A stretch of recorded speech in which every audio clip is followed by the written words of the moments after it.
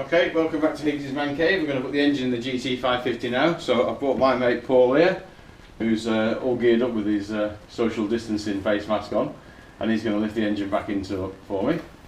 So let's have a go. Goes in from this side. Let me get my glasses on. Yeah, that's about right for that. I think that rear one there is probably going to catch. Yeah, got wrong side of it.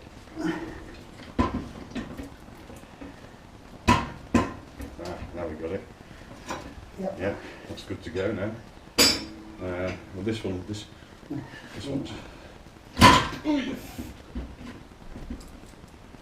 That's, yeah, back one's. Oh, hang on, no, this is.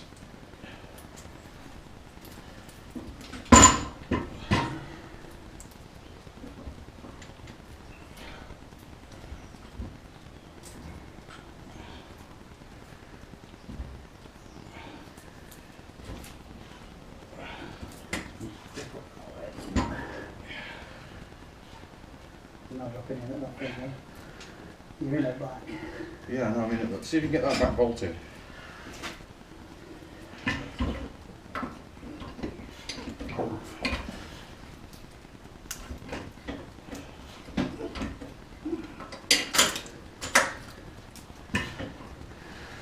In at this side. That's gone through now.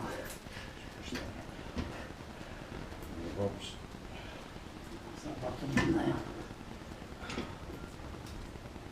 Yeah. Right, that's it. See if you get that front one in.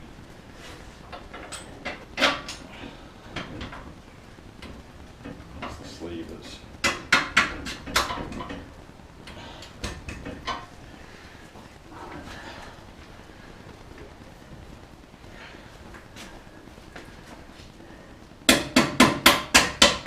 Right, this through.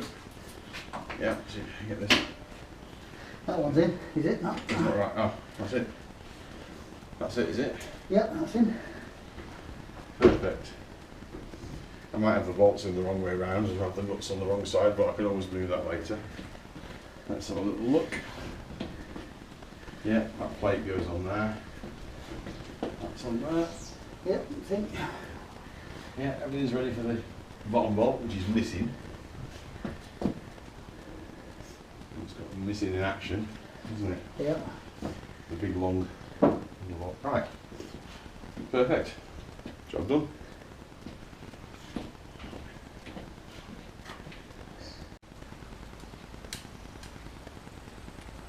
Hiya. Welcome back to Higgsy'S Man Cave again. So we're still on with the GT550.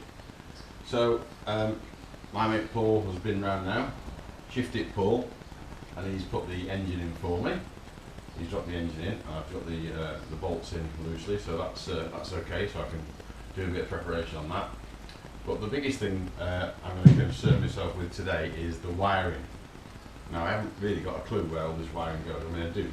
I've tidied it all up as best I can, but the actual routing is I find very, very difficult to find the correct information. I've got some photographs of when I took the bike to bits, but I wish I'd taken more. So I've got a good idea where it goes, so I'm just going to get on with it. So there's going to be a lot of faffing about and me wandering around and trying bits and all that kind of stuff. So I'm probably going to speed all this bit up so you don't have to sit and watch it like you did with the last one, which was a bit, which did drag on a bit. So I'm sorry about that, but I'll get better with me editing as time goes on. But the bike's definitely getting there now. We're getting there. It's starting to look like a motorbike at last. So I'm going to crack on with the wiring now. See how I get on with that. I'm going to turn the radio on. So.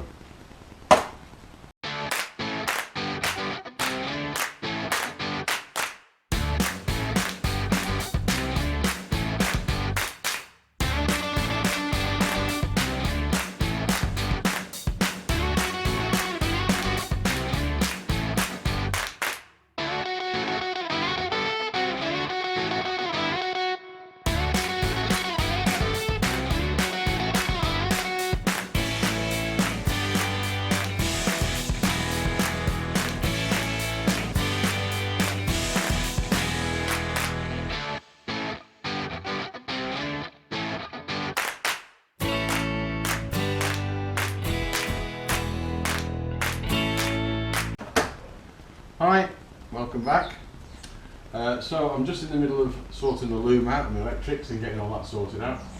But I want to stop and show you a top tip. One of the problems when you get restoring old bikes is when you powder coat the frame. Powder coating is a fantastic finish and it looks great and all that kind of stuff.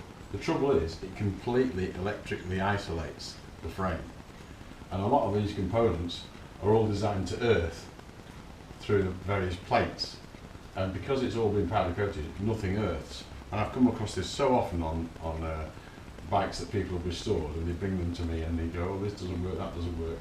And it's mainly because there's no earth to anything. You put the screw in, I mean, these, I was looking at this before and trying to work out if it's got an earth, and it hasn't. It just, everything goes onto powder coated parts and there's nothing earthed. Now this rectifier here, this goes on here, and I was just cleaning the powder coating off there so it gets a good earth on there. And then I realised that this plate here is held on there with that washer and that screw, and that's onto powder coated. And then that goes onto the battery box, and that's powder coated. So nothing is earthed. So what I'm going to do is I'm going to run a completely separate and independent earth. Obviously this wasn't on the bike originally, but when you come into restoring a bike, it's definitely worth doing. So I'm just going to take this bolt off here, which is the main earth tag from the loom. So this is where the loom bolts to the earth. Now it passes through this and it goes into the actual metal of the frame, which I ran a tap down, if you remember, early on. So I know that has got a good electrical connection there. So I'm just putting that back in there with this on as well. So this is now got the secondary earth tag on it. Just put that back on. Tighten that up.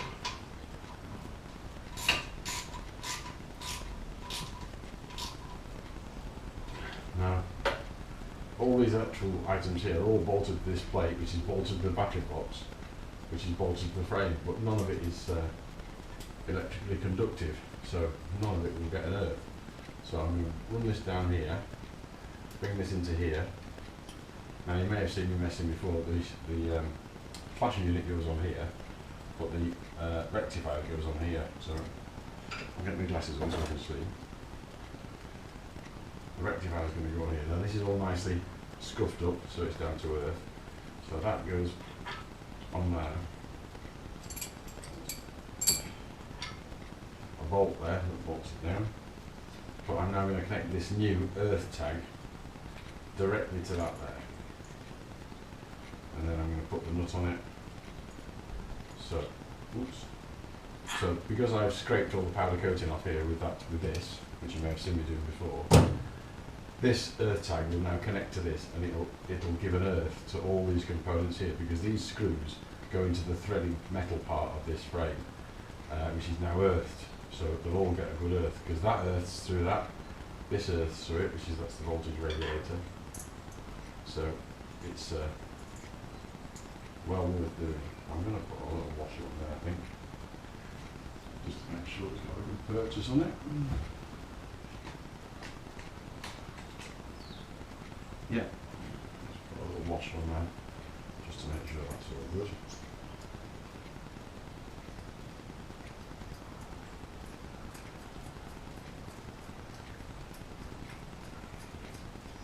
So obviously this isn't original. It's for those of you that have to have everything completely original, then I would suggest that you don't powder coat the frame, but it looks so much better. Okay, so that goes on there. So I'll just tighten this up now. And that's it. So that is going to plug into there. There we are. So I've now got an independently earthed rectifier, but by the same token, it's also earthed everything on this electrical plate here, which is exactly what we want. So that's ready to plug into there. I can put my flasher unit back on. which I can't. Oh, let's get it down in here. Right. Screw. So let's get it back on here now. Can go back on here.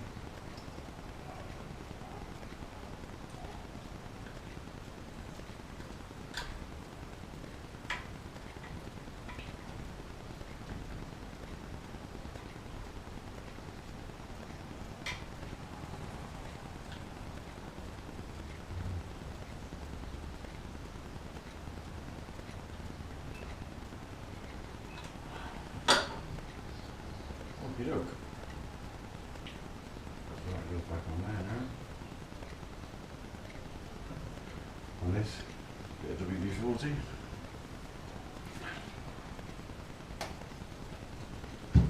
That gets pulled into there.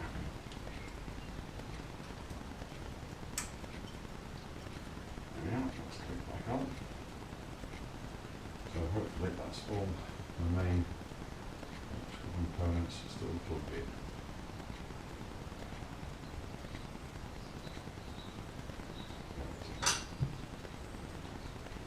Good, we'll get on.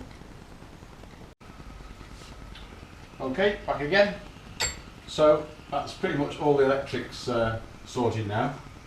Although in the last video I did actually fit this and that, both the wrong way around. I've sorted that now.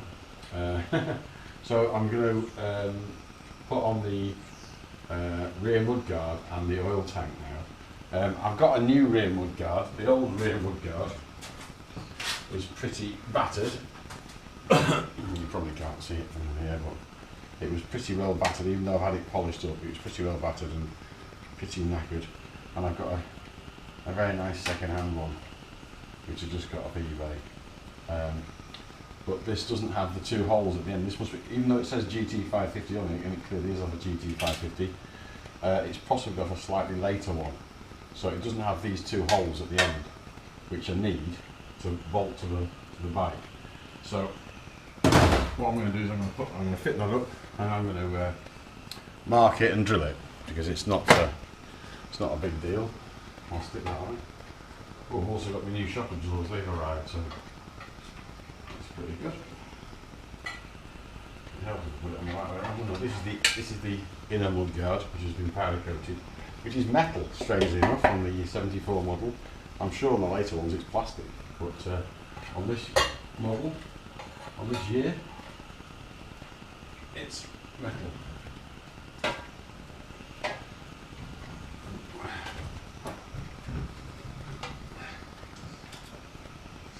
Just pushes onto there. On both sides.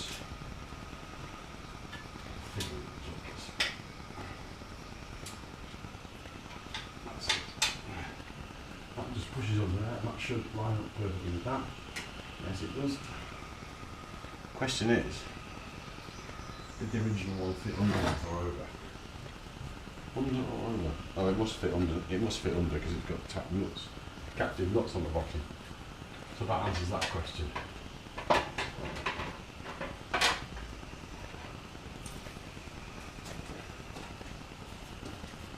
Yeah, it's got to.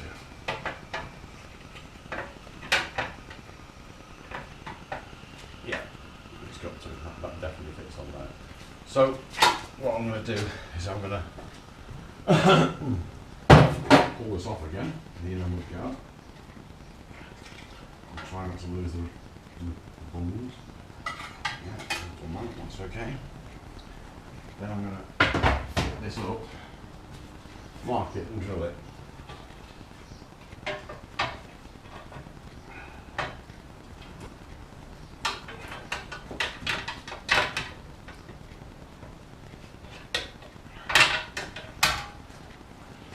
So, I need some big bolts to chuck in there. Which is probably these. Could well be. No, they're too big. And these then.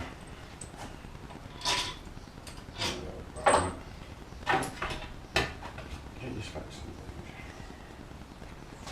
Right, there we go.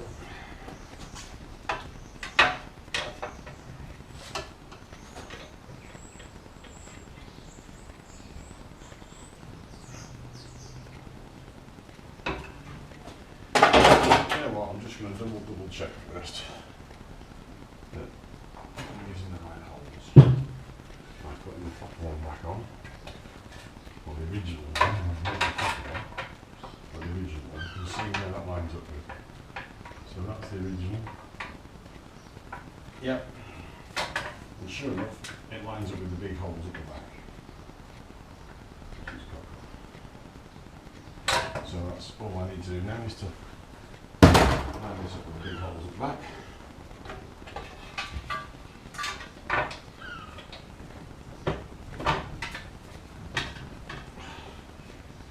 Get these bolts in.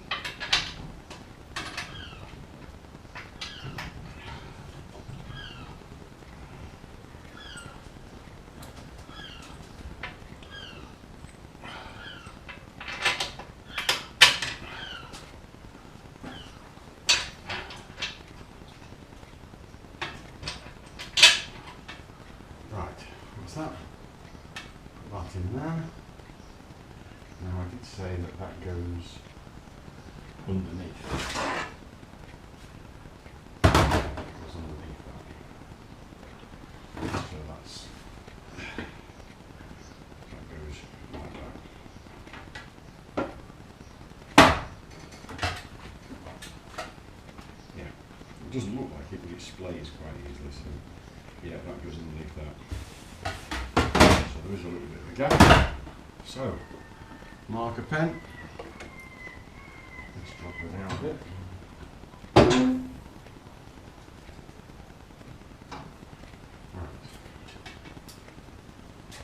Now I'll just have to make out that there's a gap there. It's pretty close to the front actually. Not much.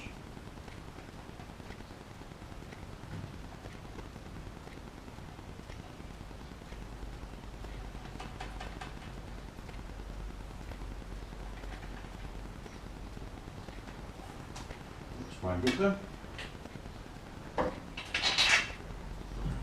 Take that out.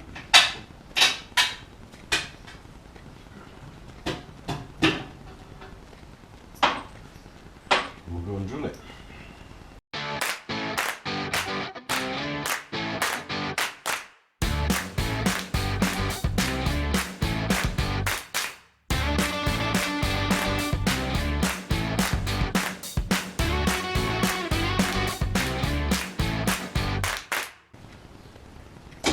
Where I get out of the box for the first time and find it don't even fit. This is the box, which I haven't even opened yet.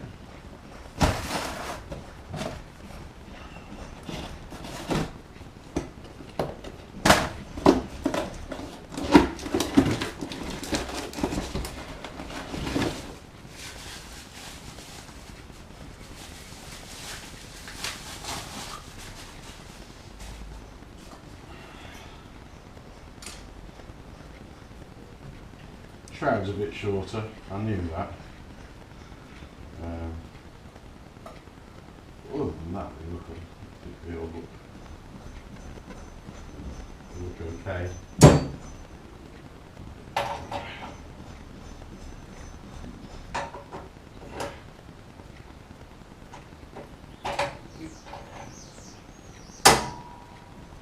Boom!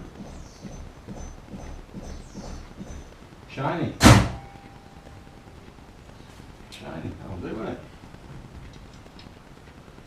Put some washers under there later, maybe. Need a lot of wash on there.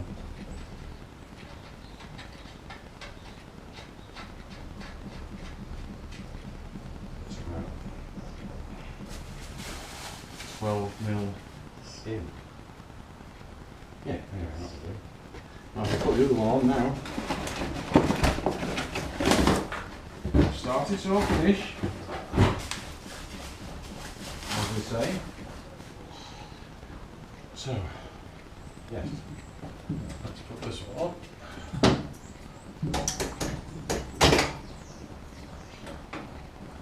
Yeah, we're pretty knackered these, really rusty springs.